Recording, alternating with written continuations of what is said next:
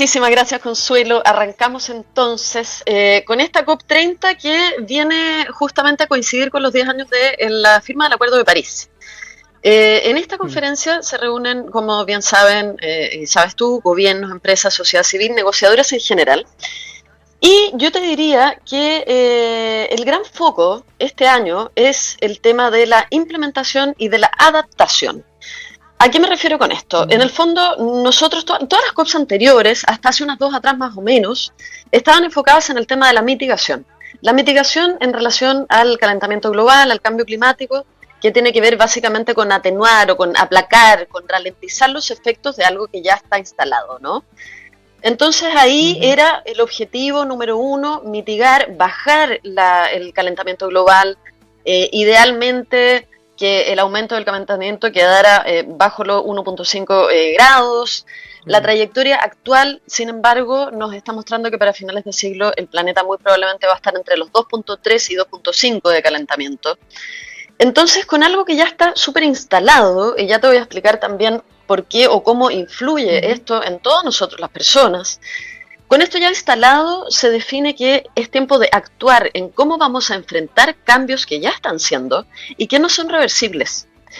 Y a eso se refiere el Mm. tema de la adaptación y de ahí la mano con la implementación, cómo implementamos nuestra adaptación a el cambio climático en este momento, ¿no? Al calentamiento global. Esa es básicamente la Ujú. diferencia, te diría yo, o hacia dónde va como el foco y la fuerza entre la COP30 y las COPs de años anteriores. El objetivo entonces va por Ujú. ese lado, ¿ya? ¿Qué es lo que pasa y ¿Se por qué es espera un importante? cambio? Espérate, la Sí, implementación, Bárbara, la sí. implementación, ¿son cosas nuevas o es cumplir con aquello que ya se había comprometido? Porque siempre las COP se trataba como de Sí. avanzar más allá, ponerse metas más exigentes, pero esas metas hemos visto que no siempre se cumplen. Exactamente, sí. La idea justamente para que esta, a ver, para que esta COP30 sea un triunfo y no un fracaso, como han sido muchas, lamentablemente, o sea, hay buenas intenciones, Mm. pero no siempre efectivamente, como dices tú, se cumplen. Los países se comprometen, pero por ejemplo, hasta hace recién un par de meses atrás, el 95% de los países comprometidos ni siquiera habían actualizado sus NDCs, ponte tú, que son básicamente las contribuciones determinadas a nivel nacional. Hay una serie de cuestiones que están pasando y lo dijiste perfectamente, digamos. Es una cosa es tenemos las intenciones, negociamos, pero lo otro es que se cumpla. Bueno, justamente esto de la implementación Mm. y Mm. de la urgencia tiene que ver con eso, con cómo hacer para que se empiecen a cumplir. Por ejemplo, una de las propuestas que tiene Brasil, o sea, Brasil son varios puntos, ahí te los voy a explicar, pero uno, por ejemplo, de esas propuestas Ujú. es que Mm. justamente las COP funcionen, empiezan a funcionar de otra manera. Por ejemplo, ¿me entendés? Como que luego de 30 años de las conferencias, la idea es que los debates cambien, que se reforme el proceso de las COP para hacerlo más eficaz. Entonces las propuestas van desde Mm. la introducción de nuevas reglas de votación, ponte tú, hasta el establecimiento de otros criterios para seleccionar anfitriones, Mm. para que los países cumplan. Y finalmente también, y esto tiene que ver como con otro de los grandes temas de esta COP y de las anteriores, es, para que los países cumplan tienen que darse ciertas condiciones y una de esas condiciones es el financiamiento. Y ahí es donde tenemos un gran Mm. problema. Y en el fondo está la COP también del financiamiento, porque la mayoría de los problemas hoy día que tienen que ver con el cambio climático están afectando a países vulnerables, que son justamente los países que tienen menos dinero. Entonces, ¿cómo Mm. enfrentas y cómo adaptas esas poblaciones si no tienes el financiamiento para aquello? Y esa es como la gran y Mm. difícil negociación que viene ahora Mm. también. Y como decías tú al comienzo, Mm. también si uno toma en cuenta que los países que más emiten y que tienen más dinero no están participando, ejemplo Rusia, por supuesto Estados Unidos, que entra y sale del Acuerdo de París cada vez que hay prácticamente un cambio de gobierno. Rusia tampoco Claro. participó. China, si bien ha avanzado, mandó al viceministro, o sea, tampoco por supuesto es como su tema principal, digamos, ellos han avanzado un poco más sin duda, pero ahí hay como una complejidad, estamos todos los ojos puestos en qué va a pasar con eso, qué va a pasar Mm. con el financiamiento.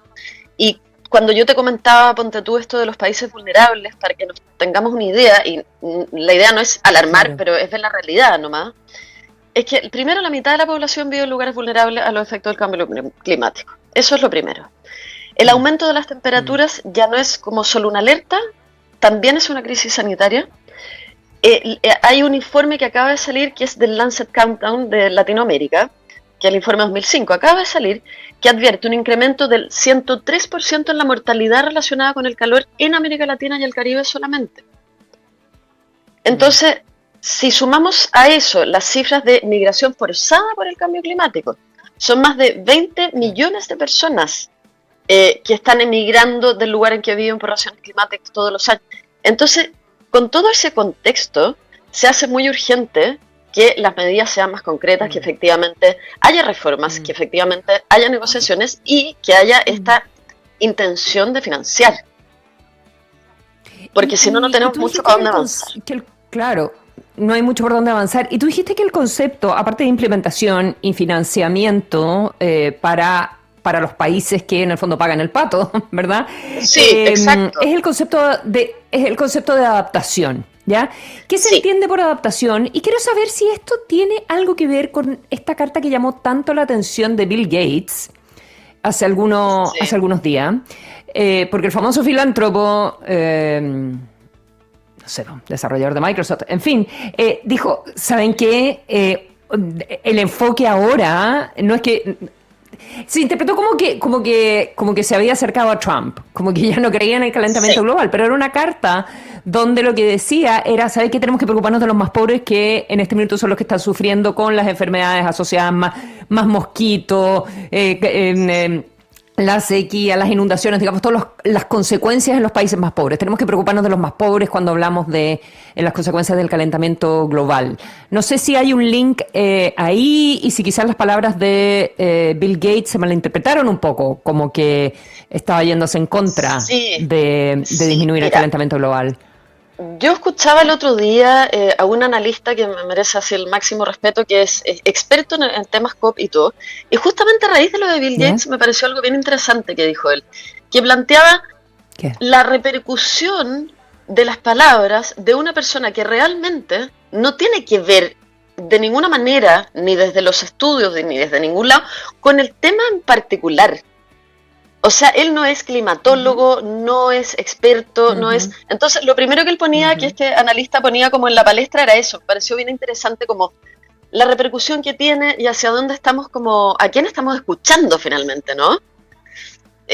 Más allá de la polémica, de lo que él plantee, sabemos que tiene poder y que eso influye en el resto de la gente, pero que el llamado básicamente es como a escuchar de vuelta a la ciencia, a los analistas, a los climatólogos, a gente que lleva 30, 40, 50 años estudiando el fenómeno y que son primero los que más saben hacia dónde tienen que ir los caminos. Efectivamente la adaptación, y en eso están la mayoría hoy día de acuerdo, es el gran tema y justamente lo explicaste tú misma cuando decías esto, a ver, el cambio climático va a implicar que suba el nivel del mar, va a implicar los deshielos, está implicando blanqueamiento de corales, está implicando, por ejemplo, lo que vimos ahora, hace tan poquito en Jamaica, está implicando tormentas a las que no estábamos preparados, está implicando inundaciones, calores extremos, sequía, muerte de biodiversidad, etcétera. Y la adaptación tiene que ver justamente con cómo yo me preparo lo más rápido posible para enfrentar esto que me va a pasar. A eso se refiere. Claro, a eso se refiere. Claro, porque claro, lo que decía Bill Gates era, bueno, la humanidad no se va a acabar, la humanidad siempre se adapta, entonces preocupémonos mejor de adaptarnos.